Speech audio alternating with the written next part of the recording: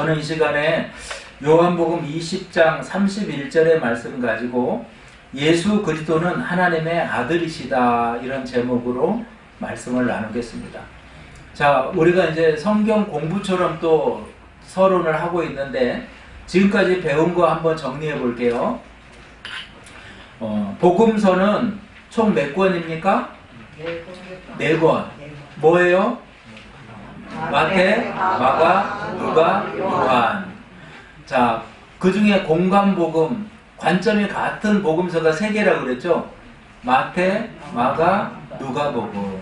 이것은 예수님의 인성, 인간 예수님의 초점이 맞춰져 있어요. 예수님의 사역이라든지 예수님의 병고침 뭐 이런 인간 예수님의 사역, 탄생과 뭐 이런 게 다 나와요. 근데 요한복음은 왜 다른 복음이냐? 요한복음은 예수님의 신성에 포커스가 맞춰져 있어요. 그래서 공관복음에서 따로 떨어진 하나의 복음서인 거예요. 그래서 요한복음의 특징은 예수님의 신성의 강조점이 있기 때문에 예수 그리스도는 하나님의 아들이다 이것을 강조하는 거예요. 자, 공관복음과 요한복음의 차이점을 알겠죠? 또 이거 질문할 겁니다.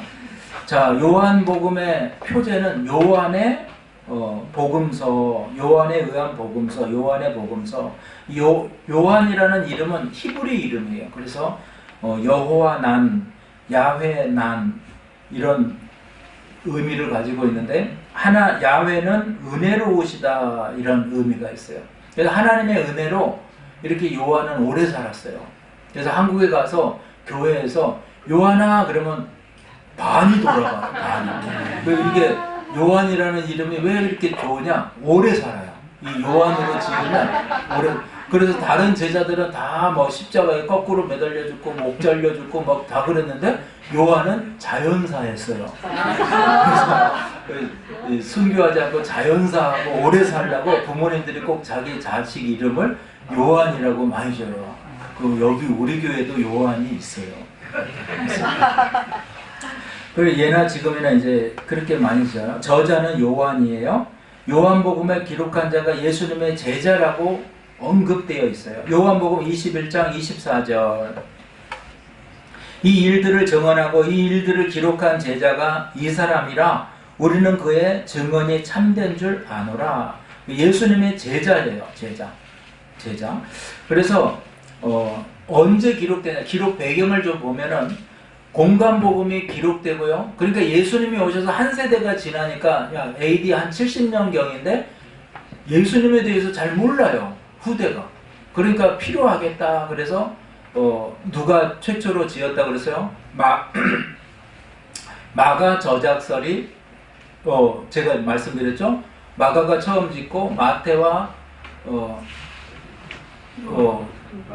누가가 받아서 이렇게 더 썼을 것이다. 누가복음의 저자는 사도행전과 같이 썼다. 그런데 이 사람들도 이제 다 죽고 제자들이 다 죽고 나서 AD 한 90년경에 무슨 일이 일어나냐면요. AD 70년에 이제 로마가 망하고 티투스 후야의 로마의 군대에 의해서 예루살렘이 완전히 망하고 그리고 나서 무슨 일이 일어나냐면 AD 90년경에 영지주의자들이 나타나요. 교회에 이단이 나타났는데 이 사람들은 예수님의 신성을 부인해요. 성육신을 부인해요.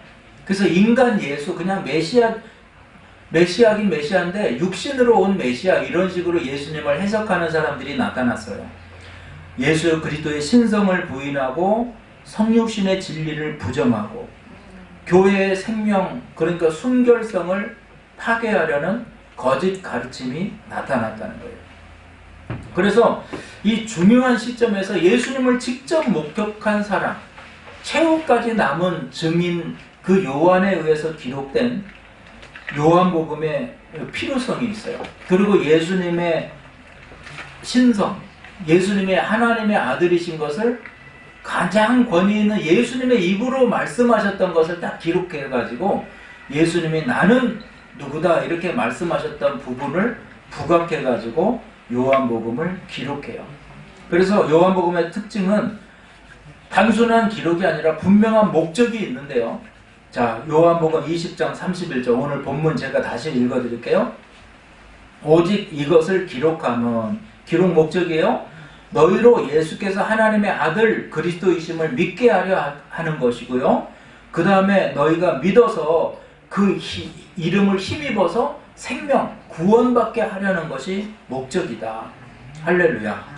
그래서 요한이 직접 그것을 서술하는데 예수님이 직접 하셨던 당신의 입으로 나는 누구다 이렇게 말씀하셨던 것을 이렇게 꺼내서 말씀하는 거예요. 그래서 요한복음 1장 1절 보겠습니다. 태초에 말씀이 계시니라. 이 말씀이 하나님과 함께 계셨으니 이 말씀은 곧 하나님이시니라. 어느 인물에게도 로고스, 말씀이다 라고 이름 붙여준 적이 없어요. 그러니까 하나님이 최종적인 완성, 로고스의 완성은 바로 예수 그리스도다. 이것을 설명하라는 것이 요한복음의 목적이에요.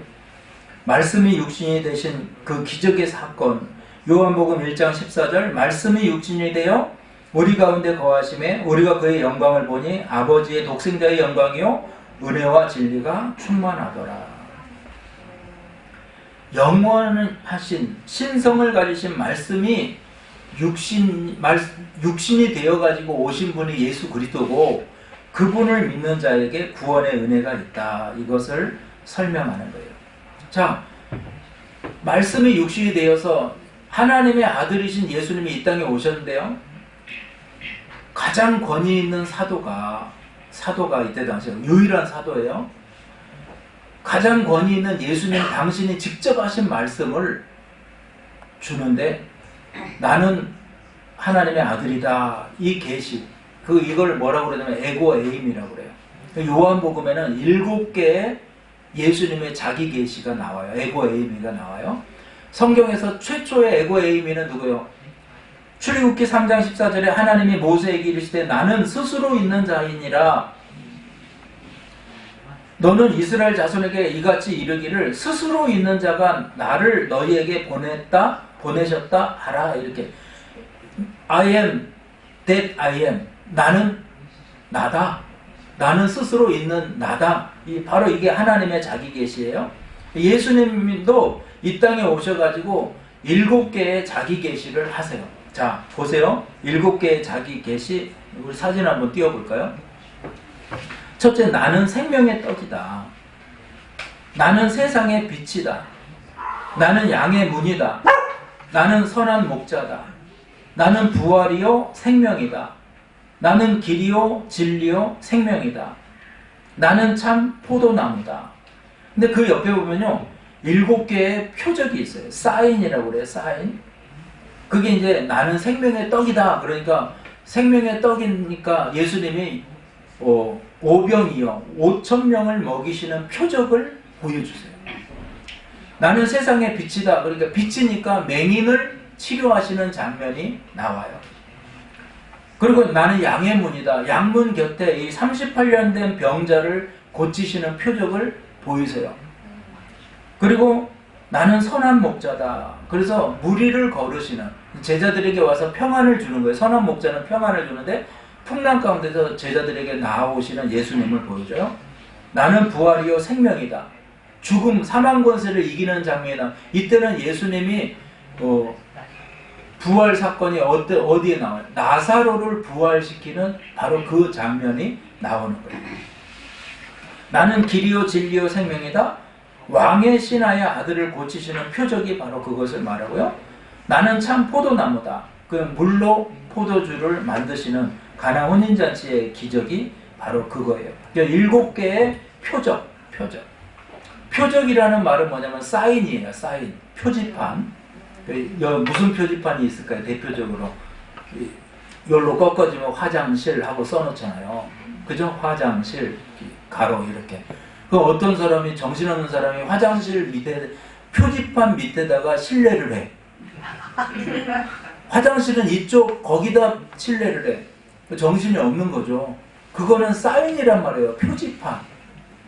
그러니까 이러한 기적과 이적을 여러분 믿고 그것이 예수님이라고 생각하면 안 돼요. 예수님은 하나의 표지판을 우리에게 주신 거예요.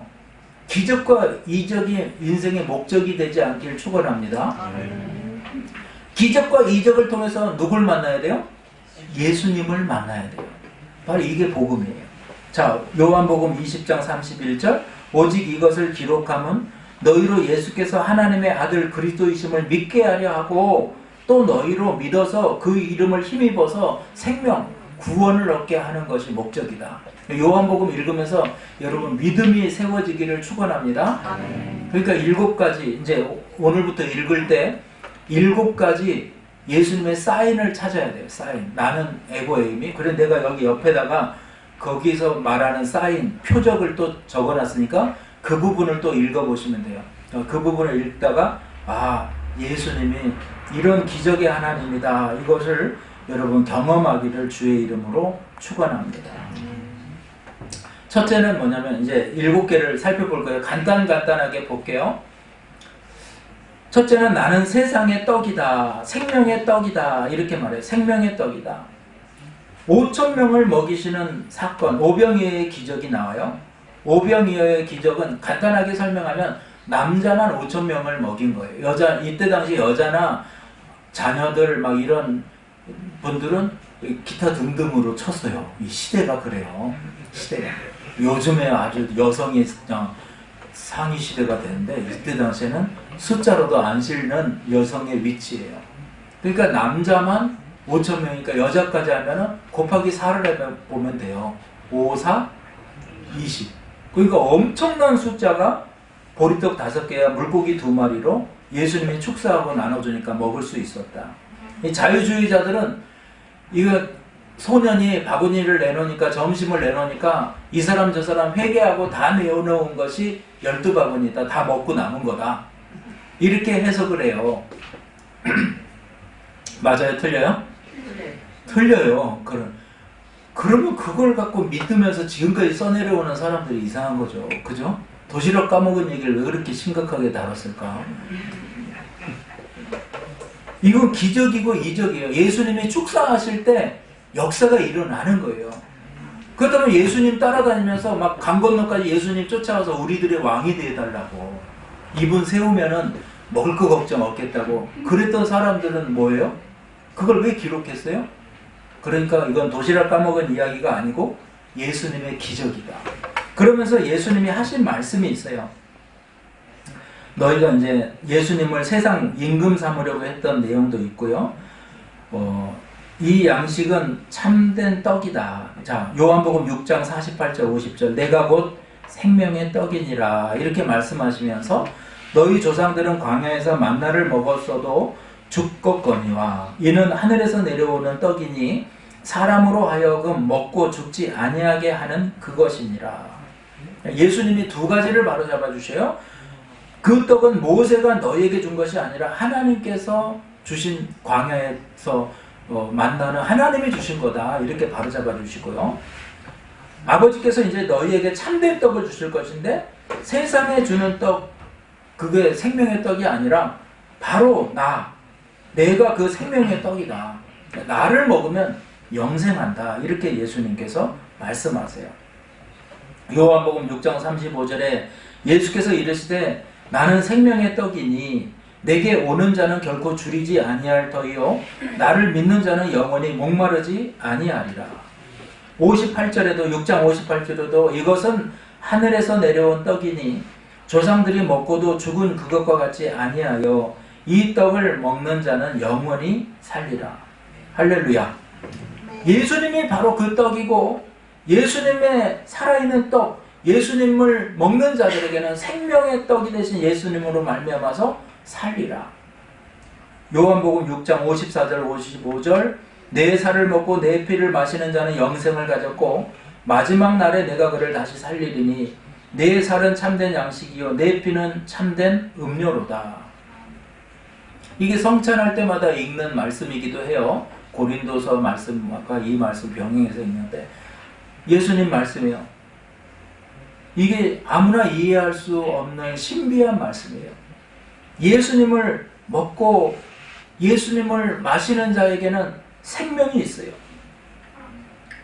그러니까 초대교회 때 사람들이 이 사람의 피를 마신다, 사람의 몸을 먹는다 이래가지고 예수 믿는 자들을 오해해가지고 핍박하기도 했어요. 죽이기도 했다고요.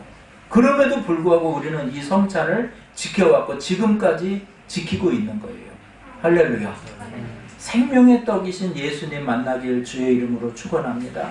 그 성찬의 의미를 기억하시고 이 하나님의 영광을 소홀히 여기지 마시고 더 가까이 주님의 성찬의 은혜 속에 거하기를 축원합니다. 두 번째는 나는 세상의 빛이다 이렇게 말씀합니다. 요한복음 8장 12절입니다. 자, 예수께서 또 말씀하여 이르시되 나는 세상의 빛이니 나를 따르는 자는 어둠에 다니지 아니하고 생명의 빛을 얻으리라. 두 번째 에고 에이미 선언은 나는 세상의 빛이다. 그리고 요한복음 9장에서 날 때부터 맹인되었던 사람을 고치신 사건과 연결돼요.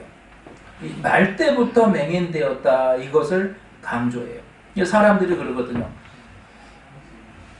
중간에 무슨 사고로 맹인이 됐다면은 이 사람 죄를 지어서 그렇게 했다고. 근데 날 때부터 그랬어요. 이게 부모의 죄입니까? 이 사람의 죄입니까? 누구의 죄 때문에 그렇습니까? 이렇게 계속 묻거든요. 그때 예수님이 요한복음 9장에 보면은 누구 죄 때문이 아니라 하나님이 하시는 일을 나타내기 위함이다.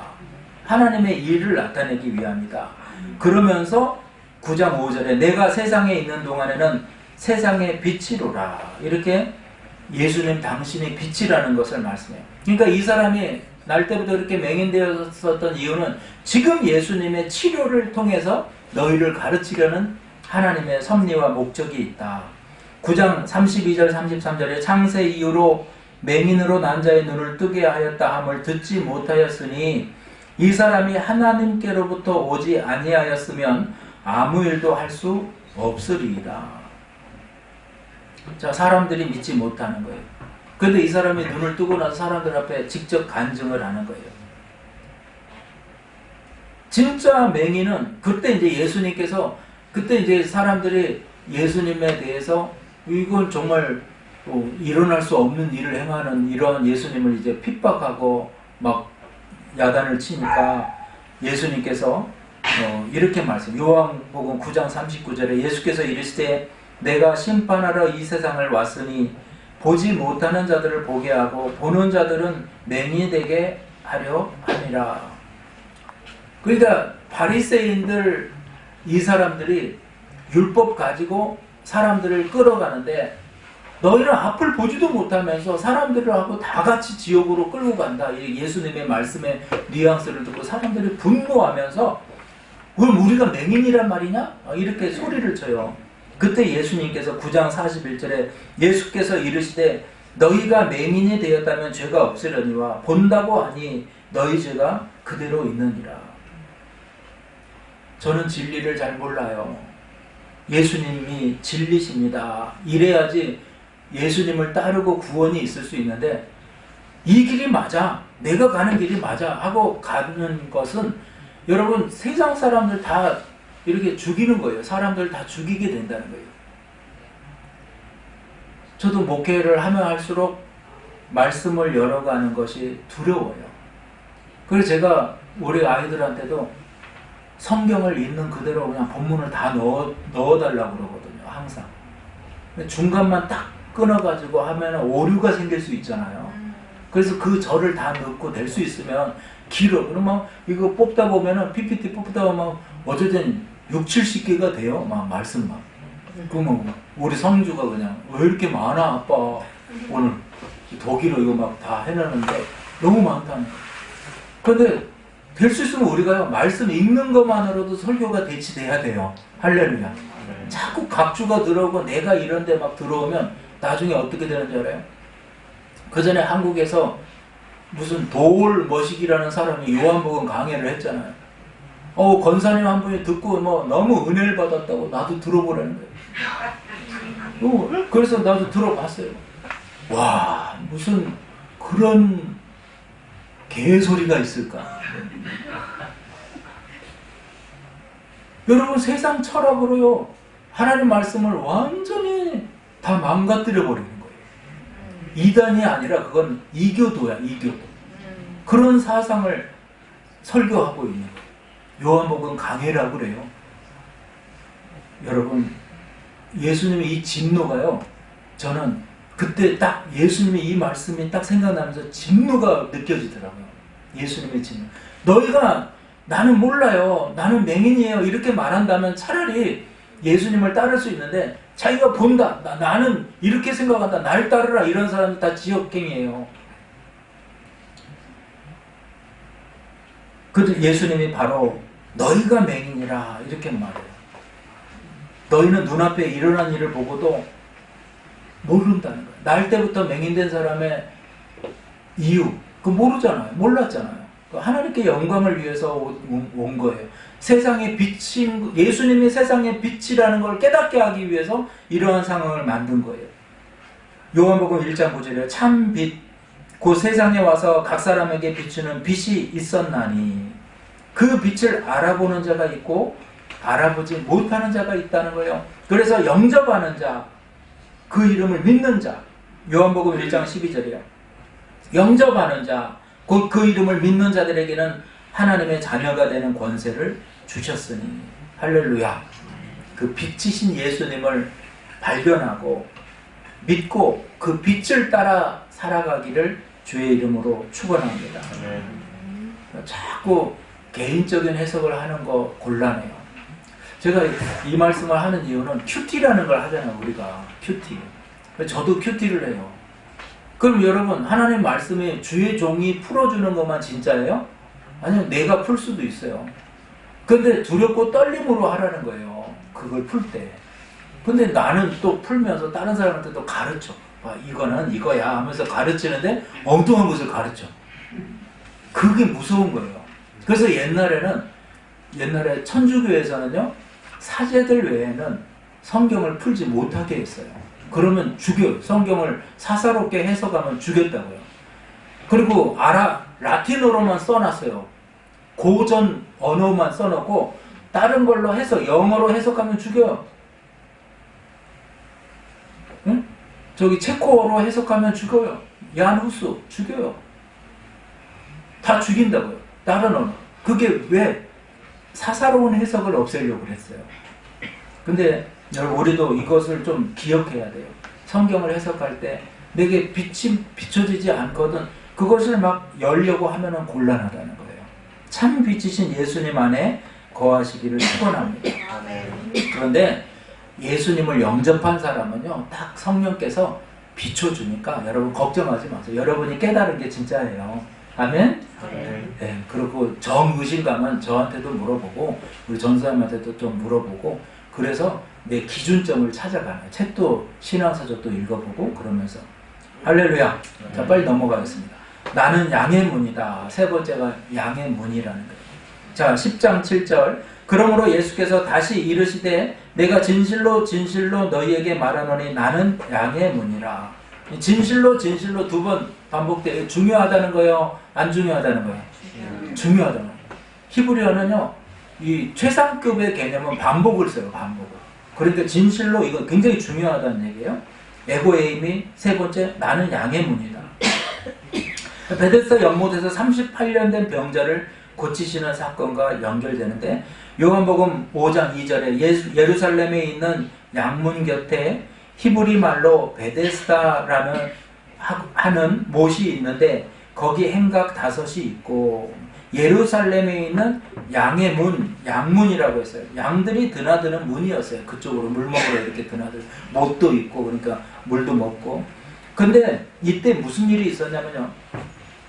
이 베데스다 연못 바로 옆에는 많은 병자들이 누워 있었어요. 왜냐하면 베데스다 연못이 이렇게 물이 동하면 거기 제일 먼저 뛰어들어가는 사람을 치료한다라는 속설이 있어가지고 사람들이 병자들이 거기 막 즐비에 있는 거예요. 물이 동할 때만 보고 있는 거예요. 뽀글뽀글 동하면 뛰어들어가요. 근데 병자들이 다 있는데 물이 뽀글뽀글하면 누가 제일 먼저 뛰어들어가요? 병상, 손가락 다친 사람이 제일 먼저 뛰어들어가요. 팍! 뛰어들어가요. 막 중상은 뭐 하면은 벌써 들어갔어요. 그러니까 38년 된 병자가 막 온몸이 뒤틀려 있는데 치료받으려고 하는데 다 경상이 먼저 뛰어들어서 자기는 못 들어요. 38년 동안 자리를 지키고 있는 거예요. 그때 예수님께서 오셔서 내가 낫고자 하느냐 물으니까 이 사람이 대답은 네 하면 되는데, 내가 38년 동안 여기 있는데 저 연못에 나를 넣어주는 사람이 없다고. 그리고 막 연못 물이 동하려 하면 누가 뛰어들어가고 막 해가지고 이 나쁜 놈들, 치사한 놈들 욕만 누른 거예요. 그러니까 그 푸념을 하는 거야. 예수님이 내가 낫고자 하느냐 하면 예 아멘 이러면 되는데 막 다는 거지. 토를 다는 거지. 우리 인생을 말하는 거예요. 저와 여러분 무엇 때문에 어째서 뭐가 어떻게 돼가지고 막 이렇게 그럴 거 없어요. 예수님 만나면 문제가 해결돼요. 우리 인생의 문제, 모든 문제가 다 해결돼요. 필요가 해결돼요. 요한복음 10장 7절에 그러므로 예수께서 다시 이르시되 내가 진실로 진실로 너희에게 말하노니 나는 양의 문이라. 내 낫고자 하느냐? 그리고 나서 입술에 막 부평불만 안 할 때 예수님이 일어나 내 자리를 들고 걸어가라 이렇게 말씀하세요. 그리고 9절에 다시 선포. 내가 문이니 누구든지 나로 말미암아 들어가면 구원을 받고 또 들어가며 나오며 꼴을 얻으리라. 이 양들이 그 문으로 들어가서 물을 먹고 또 나와서 꼴을 먹고 물을 먹고 꼴을 먹고 하면서 성장해 가듯이 저와 여러분도 바로 예수님의 문을 통해서 구원으로 들어가는 문, 하나님을 더 확신 있게 만들어가는 은혜가 있기를 축원합니다. 그래서 예수님이 저와 여러분의 인생의 꼴이 되고 물이 되어주시고 치료가 되어주시고 축복이 되어주신다는 것을 기억하시기 바랍니다. 네 번째로 나는 선한 목자다 이렇게 말씀합니다. 요한복음 10장 11절에 나는 선한 목자라. 선한 목자는 양들을 위하여 목숨을 버리거니와. 선한 목자의 반대는 뭐예요? 사꾼 목자예요. 사꾼은 엄밀히 말하면 목자가 아니에요. 장사하는 사람이에요. 돈 버는 사람이에요. 목자는 자기 양을 치는 사람이죠. 그래서 이리가 오고 그러면은 사꾼 목자는 도망간다. 예수님께서 이렇게 말해요. 근데 진짜 목자는 이리가 오거나 맹수가 오면은 같이 싸워요. 그래서 건져낸다는 거예요. 그래서 예수님은 10장 14절 15절에 나는 선한 목자라. 나는 내 양을 알고 양도 나를 아는 것이 아버지께서 나를 아시고 내가 아버지를 아는 것 같으니 나는 양을 위하여 목숨을 버리노라. 그러니까 목숨을 버려서까지도 양들을 지키는 목자. 예수님이 바로 십자가에서 죽으심을 예표하시고요. 그리고 양들이 두려워 떨고 있을 때 그걸 버리지 않고 찾아가시는 하나님. 그래서 요한복음 6장에 보면요. 제자들이 이제 풍랑이 일었을 때 한밤중에 예수님이 바다를 걸어가지고 제자들을 무서워하면서 막 소리 지를 때 예수님이 나타나세요. 요한복음 6장 20절 21절 이르시되 내니 두려워하지 말라 하신대 이에 기뻐서 바로 영접하니 배는 곧 그들이 가려던 땅에 이르렀더라. 바로 나는 선한 목자다 이렇게 선언과 연결되어지는 거예요. 그래서 환경이 우리를 침몰하려 할 때 여러분 두려워하지 마세요. 선한 목자이신 예수님. 시편 23편 1절에 야훼는 나의 목자시니 내게 부족함이 없으리로다. 4절에 내가 사망의 음침한 골짜기로 다닐지라도 해를 두려워하지 않을 것은 주께서 나와 함께 하시니라. 주의 지팡이와 막대기가 나를 안위하시나이다. 할렐루야. 우리는 풍랑이는 바다를 건너가야 돼요. 인생의 고해라고 그러잖아요. 인생은 그 풍랑이는 바다라고 그래요. 고통의 바다를 건너가는데 하나님께서 저와 여러분을 감싸줘요. 예수님께서 선한 목자 되어 우리를 품에 품어주세요. 그래서 고통이 없는 거예요. 어려움이 없는 거예요. 그래서 선한 목자 되신 주님, 그 주님과 함께 걸어가길 축원합니다. 자, 다섯 번째 나는 부활이요 생명이다 이렇게 말씀해요. 나는 부활이요 생명이다. 이 선언은 요한복음 11장에 나오는 죽은 나사로를 살리시는 표적과 연결돼요. 자, 11장 25절 26절 먼저 볼게요. 예수께서 이르시되 나는 부활이요 생명이니 나를 믿는 자는 죽어도 살겠고 무릇 살아서 나를 믿는 자는 영원히 죽지 아니하리니 이것을 내가 믿느냐. 할렐루야. 이렇게 우리 총회 때문에 목사님들과 이제 여러 곳을 다니게 되는데 참 오해 중에 하나가 이 남자 둘이 가가지고 방을 하나 달라고 그러면은 뭐 요즘 세상이 참 흉흉해요. 그래서 뭐라고 그러냐면 원베드로 줄까? 그래요. 아니 우리 떨어진 걸로 예약했다가 이걸로 달라고 그러냐. 그냥 큰 원베드로 줄까? 뭐 이렇게 물어봐요. 그러면 이거 참 사람들이 우리를 어떻게 보는 거지? 근데 이제 또 그런 분들과 이렇게 잠을 자다 보면 또 우리 총회 목사님들하고 어떤 분하고 제가 한번 잠을 자게 되는데 이분이 좀 무호흡증이 있어요. 그리고 코를 고시는데 막 코를 호락 골아.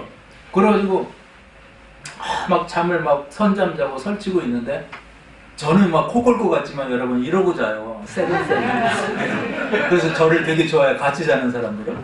그래서 이분은 무호흡증까지 있어요. 막 선잠 자는데 숨을 안 쉬어요. 그리고 안 쉬어. 1분 동안 안 쉬는 거예요. 막 고스로 일어나가지고 이렇게 쳤다고. 그러면 하고 쉬어. 그럴 때 제가 기도했다니까. 야, 하나님이 저거 코 이렇게 살짝 막으면 죽는구나. 여러분 진짜 여러분 어젯밤 일어난 게 기적입니다. 네? 그래서 신인식 이번에 만났는데 총회 목사님들이 그 얘기를 해주더라고요. 예전에 한번 저기 노르웨이를 이렇게 성회 때문에 갔대요. 15년쯤 전에. 근데 노르웨이 이렇게 가는데 또 노르웨이 목사님이 좋은데 이제 골짜기 한번 가자고 그래가지고 막 절벽 같은데 이렇게 차로 가는데 또 그 총회 목사님이 CD를 하나 한국에서 구워왔대요. 은혜의 찬양이라고 해가지고. 그래서 그걸 딱 틀었는데 며칠 후 요단강 건너가 만나제 그게 나오는 거야. 연달아서 메들리로 날빛보다 은혜스러운데 이게 장례 찬송을 갖고 온 거예요. 장례식에서 트는 거예요. 그래가지고 CD를 딱 틀었는데 그게 나오지. 절벽을 막 지나가지고 막 이거 자꾸 다 긴장해가지고 침을 꿀꺽꿀꺽 삼키는데 다들 옆에 사람 침 삼키는 소리까지 다 들리는 거예요. 거기서 나와서 다 감사기도 올렸다는 거예요. 감사기도. 여러분 죽음과 삶이 진짜 백지장 한 장 차이예요. 백지장 한 장. 할렐루야. 어제 내가 엄청 웃었는데 며칠 전 총회장님이 그러시는 거야. 이분이 좀 딱 듣는데 이게 기분 안 좋은 일이 있으면 딱 꺾으면 다 같이 가는 거 아니에요. 그걸 왜 또 틀었을까? 이게 또 딱 꺾으면 다 같이 천국 함께 가는 건데 이분이 뭐 기분 안 좋은 일이 있어서 일어나 갑자기 그걸 틀더니 막 절벽에 올라가니까 그래 막 엄청 웃었어요. 엄청. 근데 여러분 우리가 이 죽음이 참 두려운 부분이에요. 근데 우리 믿는 사람들은 예수님이 그러죠. 예수께서 이르시되 요한복음 11장 25, 26 나는 부활이요 생명이니 나를 믿는 자는 죽어도 살겠고 무릇 살아서 나를 믿는 자는 영원히 죽지 아니하리니 이것을 믿느냐. 데살로니가 전서 4장 16절에 주께서 호령과 천사장의 소리와 하나님의 나팔 소리로 친히 하늘로부터 강림하시리니 그리스도 안에서 죽은 자들이 먼저 일어나고. 그래서 여러분 죽음을 많이 묵상해야 돼요. 이 마틴 루터도요. 언제 신학을 결심하고 주의종이 됐냐. 친구랑 둘이 길을 걷다가요. 스톤텐하임이라는 지역이에요. 거기서 이제 친구가 옆에서 바로 옆에 같이 걸어가다 벼락에 맞아서 죽어요. 수검댕이가 돼가지고 그대로 즉사를 해요. 루터가 거기서 조금 몇 발짝 더 가가지고 바위 밑에서 무릎을 꿇고 이렇게 엎드려가지고 울면서 기도를 하는 데가 나와요. 거기서 나를 살려준다면 내가 지금부터는 하나님의 일을 하겠습니다. 이렇게 말하는 데요. 그러니까 저와 여러분도 이런 인생의 의미를 깨닫고 죽음의 의미를 깨달은 사람은요. 하나님 앞에서의 삶이 될 수 있어요. 이걸 신인식이라고 그래요. 뭐 사람 이름이 아니고 신인식. 신을 인식하게 되는 그때부터. 할렐루야. 여러분 하나님을 인식하고 살아가길 축원합니다. 데살로니가전서 4장 16절 주께서 호련과 천사장의 소리와 하나님의 나팔 소리를 친히 하늘로부터 강림하시리니 그리스도 안에서 죽은 자들이 먼저 일어나고 이게 부활의 때를 말씀하는 거예요. 그래서 저와 여러분은 빰빠밤하고 천사장의 호련과 나팔 소리가 불거든 죽은 자들이 올라가는 것을 보게 될 거예요. 먼저 그들의 몸이 다 흩었던 몸을 하나님께서 완전하게 모아서 끌어올려가고 그 다음에 우리도 휴거되어져 올라가는 거예요. 그래서 7년 동안 혼인잔치가 베풀어지는 거예요. 이것을 믿으시기를 주의 이름으로 축원합니다. 우리 주님은 나사로를 살리는 기적을 통해서 또 십자가에서 당신이 친히 죽으시고 부활하신 사건을 통해서 이것을 보여주셨어요. 오늘 질문하세요. 내가 믿느냐? 자칭 예수라 하는 자들, 거짓 선지자들 다 죽고 아직도 안 일어났어요. 그러나 예수님은 부활하셔서 천국을 이루셨습니다. 자, 6번째, 나는 길이요 진리요 생명이다. 우리 14장 6절에 요한복음 14장 예수께서 이르시되 내가 곧 길이요 진리요 생명이니 나로 말미암지 않고는 아버지께로 올 자가 없느니라. 6번째 에고의 나는 길이요 진리요 생명이다. 자, 요한복음 14장 1절에서 3절입니다. 너희는 마음에 근심하지 말라. 하나님을 믿으니 또 나를 믿으라. 내 아버지 집에 거할 곳이 많도다. 그렇지 않으면 너희에게 일렀으리라. 내가 너희를 위하여 거처를 예비하러 가노니 가서 너희를 위하여 거처를 예비하면 내가 다시 와서 너희를 내게로 영접하여 나 있는 곳에 너희도 있게 하리라. 자, 천사장의 호령과 나팔 소리 이 땅에 강림하셔서 우리를 끌어올리시고 영접하여 올리시고 우리도 그곳에 있게 하겠다. 그때 이제 요한복음 14장 4절에 보면 내가 어디로 가는지 그 길을 너희가 아느니라 이렇게 말해요. 그러니까 도마가 모르겠다는 거예요. 5절에 도마가 이르되 주여 주께서 어디로 가시는지 우리가 알지 못하거늘 그 길을 어찌 알겠습니까? 이렇게 물어요. 그때 예수님께서 하신 말씀이 6번째 에고임이 예수께서 이르되 내가 곧 길이요 진리요 생명이 나로 말미암지 않고는 아버지께로 올 자가 없느니라.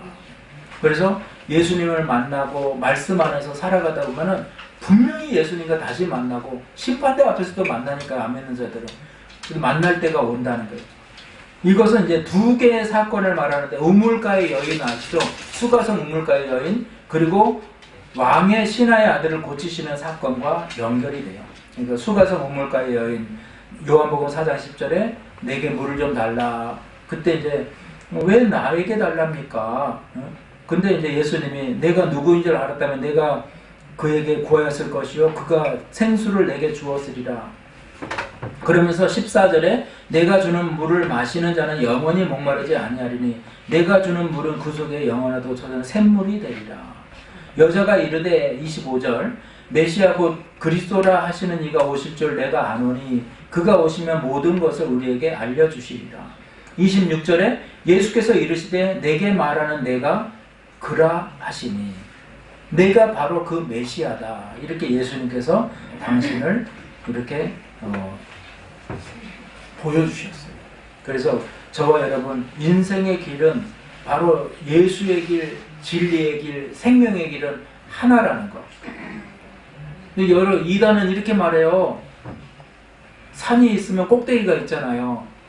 이쪽으로도 올라갈 수 있고 이쪽으로도 올라갈 수 있고 이쪽으로도 올라갈 수 있고 정상만 올라가면 되지 않냐. 구원이 천국하고 극락하고는 이웃이에요. 이렇게 또 말을 해요. 맞아요? 틀려요? 틀려요. 오직 예수 그리스도를 통하지 않고는 구원받을 수 없다. 천하 만민에게 구원받을 만한 다른 이름을 준 것이 없다. 그럼 왜 기독교는 이렇게 폐쇄적이에요? 왜 이렇게 두루두루 좋게 좀 하지? 이거 진리에 관한 부분이라 좋게 두루두루 할 수가 없는 거예요. 오직 예수 그리스도만이 길이요 진리요 생명이라고 오늘 예수님 말씀하고 있기 때문이에요. 마지막으로 나는 참 포도나무다. 마지막 7번째 애고의 힘이 나는 참 포도나무다. 15장 5절입니다. 나는 포도나무요 너희는 가지라. 그가 내 안에 내가 그 안에 거하면 사람이 열매를 많이 맺나니 나를 떠나서는 너희가 아무것도 할 수 없음이라. 나는 참 포도나무고 내 아버지는 농부라. 이렇게 이제 요한복음 15장 1절에 시작해요. 성경에 보면은 좋지 않은 포도나무가 있어요.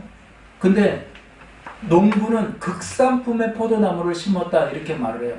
여기서 농부는 하나님이고요. 예수님이 이제 설명해줘요. 포도나무는 예수님이고요. 가지는 우리예요. 가지는. 그리고 포도 열매는 우리가 이제 맺어야 될 열매예요. 성품의 열매일 수도 있고 구원의 열매일 수도 있어요. 많은 사람들을 구원으로 인도하고 초청하는 열매일 수도 있어요. 요한복음 15장 5절 나는 포도나무에 너희는 가지라. 그가 내 안에 내가 그 안에 거하면 사람이 열매를 많이 맺나니 나를 떠나서는 너희가 아무것도 할 수 없습니다. 이게 연합에 대해서 말해요. 하나됨에 대해서 말해요. 저와 여러분 우리 교회가 연합되고 하나 되기를 주의 이름으로 축원합니다. 우리가 연합되고 하나 되려면 나보다 남을 낫게 여겨야 돼요. 여러분 옆에 지나가면서 내가 그래서 하나 여러분에게 적용해 준 거 있잖아요. 지나가면서 왜 이거 여기다 놨어요? 본인이 치우면 돼요. 할렐루야. 본인이 치우면 돼요. 우리 교회는 그 룰을 정했잖아요. 그죠? 본 사람이 하는 거예요. 아, 목사님 이거 이랬으면 좋겠는데 그거 본인이 하면 돼요. 그래서 제가 주보가 왜 없어요? 다음 주도 좀 만드세요. 그래 지금 주보 만드시고 계십니다. 주보 찾으셨던 분이 만들고 있어요. 이 여성교회 회원 없어요. 그래서 2분 세웠어요. 질문했던 분 세웠어요. 그래서 이제 우리 교회는 우리 집사님이 한번 새로 오신 집사님이 위험할 뻔했어요. 우리 대성전에 이 페인트를 누가 칠해놨잖아요. 안에다가. 근데 원래는 이게 페인트가 아니라 그냥 이렇게 모습이면 되게 좋다는 거예요. 저게. 그러니까 옆에 있던 분이 누가 해야 돼요? 그분이 그거 다 벗겨야 되거든. 페인트 지요. 그래서 저도 못 들은 척 했어요. 왜냐면 그분이 벗기다 또 시험 들어서 이거. 그러니까 여러분 우리는 교회는 보이면 하나님이 보여주신 거니까 내가 하면 되는 거예요. 누구 집사님 요거 하세요 이러면 안 된다는 거예요. 이게 하나됨의 원리예요. 그러니까 예수님도 그렇게 말씀하세요. 너희 열매 맺어라. 그런데 예수님이 열매 맺어라 하고 그냥 놔두는 분이 아니에요. 열매 맺는 방법을 알려주세요. 뭐냐? 예수님께 붙어 있으면 된다는 거예요. 붙어 있으면 그냥 열매 맺어요. 가지가 따로 떨어져 있으면 썩어버리는데 붙어 있으면 영양을 공급받아 열매를 맺히게 돼 있는 거예요. 그 원리를 설명하는 거예요. 그러면서 너희가 내 안에 거하고 내 말이 너희 안에 거하면 무엇이든지 원하는 대로 구하라. 그리하면 이루리라. 기도 응답도 바로 이거예요. 먼저 주님께 붙어 있어야지 내가 막 원하는 거 구한다고 되어지는 게 아니에요. 내가 원하는 거, 주님이 원하는 거 여러 가지가 있지만 무조건 주님께 붙어 있으면 그 모든 것은 다 이루어져요. 연합관계가 중요하다는 거예요. 요한복음 15장 8절 계속해서 말씀하세요. 너희가 열매를 많이 맺으면 내 아버지께서 영광을 받으실 것이요 너희는 내 제자가 되리라. 바로 우리가 따로 떨어져 있는 것이 아니고요. 주님과 함께 연합해 있기만 하면 연합을 이루면 바로 이러한 열매들을 풍성하게 맺는 것을 보여주세요. 그러면서 이제 가나 혼인잔치의 비유가 기적 사인으로 나오는데요. 가나 혼인잔치의 기적은 뭐예요? 거기서 예표하는 것은 예수님이 잔치에 와야 되는 거예요. 잔치의 주인 되어야 되는 거예요. 그러니까 저와 여러분의 인생에 예수님을 항상 초청하고 우리 인생의 가정에 예수님이 주인 되고 예수님이 계실 때 예수님이 행하시는 표적과 기적과 이적의 은혜가 있다는 거예요. 그래서 열매 맺는 분은 바로 예수님이다. 우리는 그저 예수님 앞에 매달려 있으면 된다. 우리가 하는 것은 붙어 있으면 된다. 그래서 연합을 이루면 된다. 이 제자임을 알리라. 우리가 주님께 붙어 있을 때 또 우리가 서로 연합하는 모습을 보고 참 내 제자인 줄 알리라 그래요. 여러분 절대 우리 교회는 이런 연합을 온전히 이루기를 주의 이름으로 축원합니다. 이거요. 하나는 내가 이렇게 보이는데 저기 딱 가다 보면 이게 보여. 그런데도 못 본 척하면 안 됩니다. 할렐루야. 시킬까봐 못 본 척하면 안 돼. 그거 보여주시는 건 뭐예요? 하나님이 그분을 사명 주시는 거예요. 이게 부족하네. 아이들이 맨날 보이고 아이들을 어떻게 할까 걱정스러워. 그거 하나님이 사명 주시는 거거든요. 그걸 내가 그냥 아유 내가 귀찮아 막 힘들어 막 이러면은 안 돼요. 그건 엄청난 하나님의 축복권이 그 속에 보여주셨다는 게 있는 거예요. 아멘이죠? 결론적으로 말씀드립니다. 예수님의 자기 선언과 행하신 표적이 이렇게 연관되어 있는데요. 그러니까 예수님이 선언만 하신 것이 아니고 표적으로 직접 모범을 보여주신 거예요. 증명해 주신 거예요. 저와 여러분들 이것을 보면서 깨달아야 하는 거예요. 요한이 강조하는 핵심은요. 우리 오늘 본문 말씀이에요. 오직 이것을 기록함은 너희로 예수께서 하나님의 아들 그리스도이심을 믿게 하려 함이요. 또 너희로 믿고 그 이름을 힘입어 생명을 얻게 하려는 것이다. 그리고 또 요한복음에 가장 중요한 요절을 오늘 읽고 마치겠는데 신약 성경의 요절이에요. 요약. 요한복음 3장 16절입니다. 구약에 보내준다 오신다 하신 메시아가 이 땅에 오셨어요. 그분이 누구다? 예수님이다. 이게 신약 성경의 내용이에요. 요한복음 3장 16절. 이거 다 외우셔야 돼요. 하나님이 세상을 이처럼 사랑하사. 다 같이 한번 읽어요. 시작. 하나님이 세상을 이처럼 사랑하사 독생자를 주셨으니 이는 그를 믿는 자마다 멸망하지 않고 영생을 얻게 하려 하시니라. 할렐루야. 그러므로 여러분 정말로 주의 참 제자 되기 원한다면 그리고 살아계신 예수님 하나님의 아들이신 예수님 만나기를 원한다면 먼저 성경 읽어야 돼요. 그리고 알아야 돼요. 그리스도이심을 믿어야 돼요. 그래야 우리 속에 그 이름을 힘입어서 생명을 얻게 하는 은혜와 능력이 임하는 줄로 믿습니다. 그래서 오늘 요한복음 통해서 영성 있는 그런 믿음들 신앙들 되기를 축원합니다.